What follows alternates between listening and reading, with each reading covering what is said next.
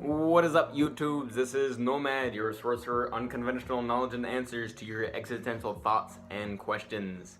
Now today, I was in my morning meditation and I had a spontaneous idea occur to me, and that was, why don't I make a meditation video? That's something I'm not a master at, but I feel like I've had enough experience that I can make a video about it. So that's what this is going to be today.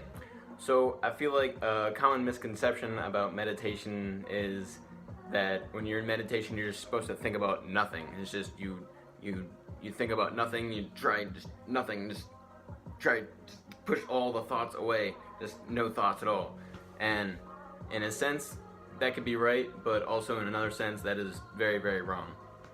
So, and everybody really has their own way of how they go about meditation, but the underlying principle is usually always the same, and that being that there's really two different types of meditation. I'm not sure if they have exact names, but the names I've heard them by is focus meditation and emptiness meditation. So basically what that is focus meditation is you focus on one thing or an idea of some kind that you want to create and base your reality off of, that you want to manifest in your life. Like, let's say it's, I'm gonna get that promotion at work, or I'm gonna work up the courage to talk to that pretty girl or guy that I like. And you focus all of your awareness and creative potential and all of your consciousness energy towards that specific thing in order to create an actual real reality from it.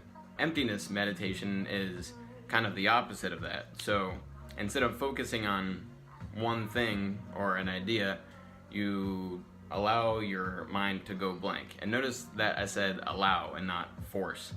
Meditation is not a forceful thing at all. In fact, it's supposed to be one of the more peaceful things to bring you more mindfulness and awareness. So what this emptiness meditation is just observing your thoughts and not attaching your identity to them. So instead of being angry, and let's say something is frustrating in your life, instead of becoming that anger, just say, this is an emotion that I'm feeling, I acknowledge it, I appreciate it, I allow myself to let go of it.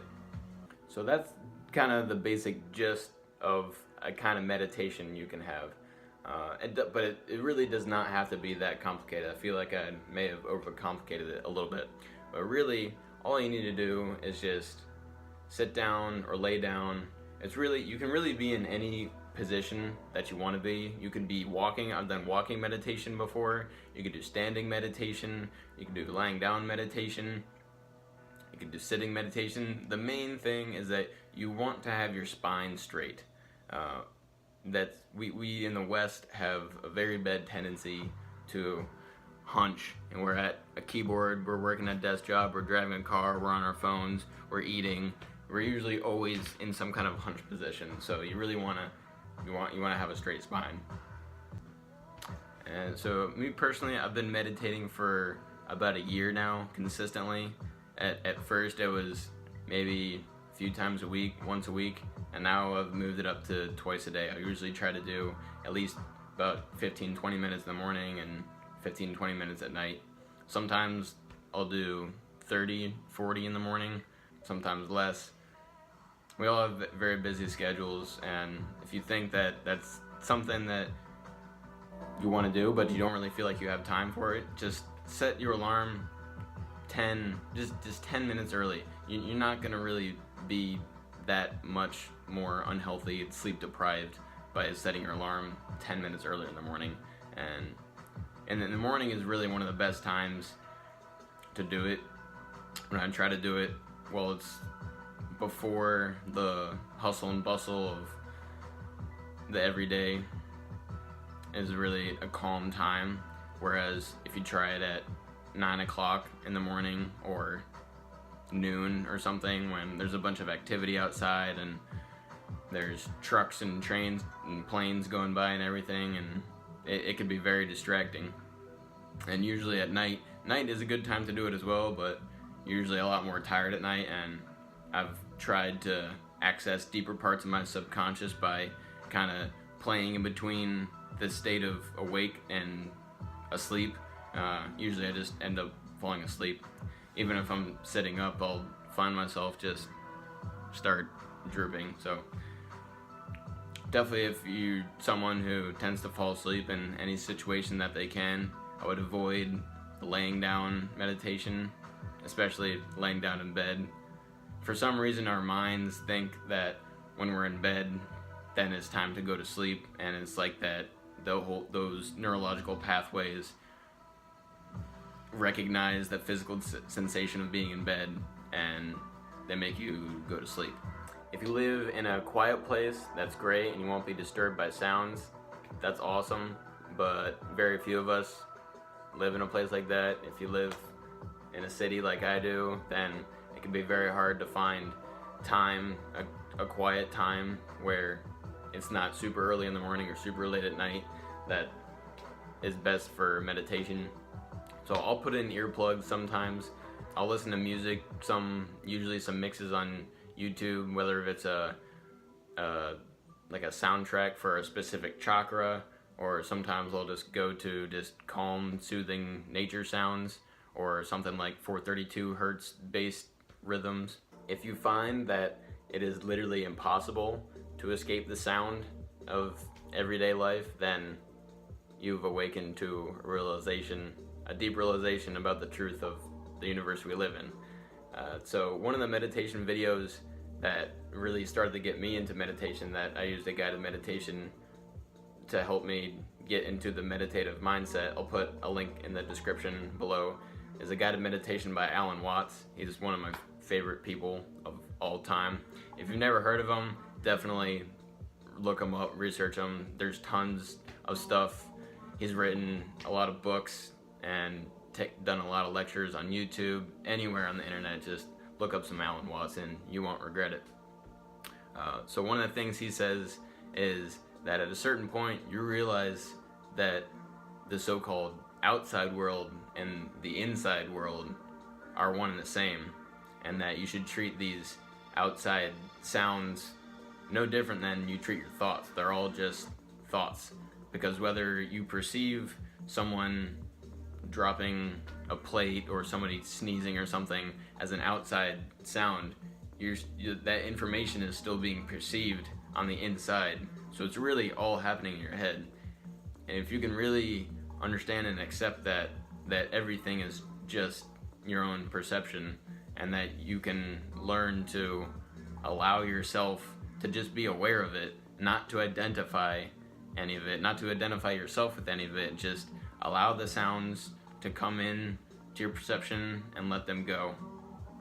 And you don't have to say, oh, that's John sneezing. That's what John sounds like when he sneezes. That's such a weird sneeze. I wonder if he has allergies. Don't let just catch yourself on that train of thought, thinking random thoughts that aren't beneficial to your meditation. Your ears and your audio processing neurons will take care of that, but you can focus just on the awareness. Anytime that you feel this chatter, they call it the monkey brain chatter that we all feel every day, like 90 to 99% of the time is this monkey chatter brain. Good way to calm that down is just to bring your awareness back to your breath. And I'll go through a few different breath exercises, some different techniques that I've picked up along the way that they've all helped me in different ways. Everybody has their own preferred style of how they meditate, but the core of all of it is really to bring your awareness back into your breath, because your breath is at the very core of your being. I think I'm just going to make a separate video for guided meditation. So the first breath technique that I learned is really just to pay attention to your breath. Take full, deep inhales and full exhales, and you can count how many times you do one, and see if you could get to 10. I usually don't make it past 7, because I'm just thinking about any random thing. So that's a really simple way. Another way that I saw in a TED Talk, I forget who gave the TED Talk, I'll try to find the source and put the link in the description. He didn't focus so much on meditation, but just breathing exercises to reduce anxiety and stress. So his was to inhale for 4 seconds, and then hold it for 7 seconds at the top of your inhale, and then exhale for 8 seconds. And if you repeat this, you can literally feel within a few breaths that your stress levels and you start to really become more relaxed. Another breath technique that I use a lot still today is called Ujjayi breath. It might be my own modified version of Ujjayi breath. I don't know how to spell that. I don't know what language that's in. It might be Sanskrit, I'm not sure. But basically, I do the 3-part version. And basically what it is you inhale into your stomach. So your stomach all the way, push the bottom of your diaphragm out so that you inhale all into your stomach, and then to your chest, and then to the top of your throat. And this is all done through your nose. You always want to breathe through your nose. If you exhale through your mouth, like they often teach in extreme physical workouts, that can let a lot of the energy escape from your body, whereas in meditation you want to bring that energy in through your breath. The energy of the universe you're bringing into your body through the breath work. So inhale into your stomach and chest, and then to your top of the throat, and then let it all out smoothly. And you can take those steps back down, like stomach, chest, throat, chest, stomach, but I like to take it like one smooth motion to exhale. And a good way to picture your breath is I think of the ocean waves, like the sound of the ocean waves on the beach, just that kind of that smooth and soothing crashing, and the sound of waves, I guess. And a lot of times it's also helpful to have some kind of mantra, some kind of chant or words that you repeat in your head or out loud if you want to. One that I commonly use, I've adopted from a Ram Dass quote, and I'll pair it with that 3-part Ujjayi breath. So on the inhale, I match each word to stomach, chest, throat. So I'll ask myself, where am I? And on the exhale, I'll answer with here. And then on the next inhale, I'll ask myself, when am I? And then answer on the exhale, now. So it's like, where am I? Here. When am I? Now. Usually if I pick up a mantra from somebody else, I'll have their voice in my head saying it. For some reason that helps me. So honestly, just whatever helps you get into that meditative state, that focus state, or that emptiness state, that it's really just about you. There's really no right or wrong way to do it. As long as if you're getting benefits from it, then nobody can tell you that you're really doing it wrong, unless you're like your body posture is just like terrible and that you come out an angry human being. So another mantra that I use is just repeat loving awareness. I am loving awareness, and I got that from Ram Dass as well. Although when he says it, he has a much more peaceful voice than I do, so it's a lot more soothing. So I hope you guys like that video. Like I said, I'll be making another one that's a guided meditation pretty soon.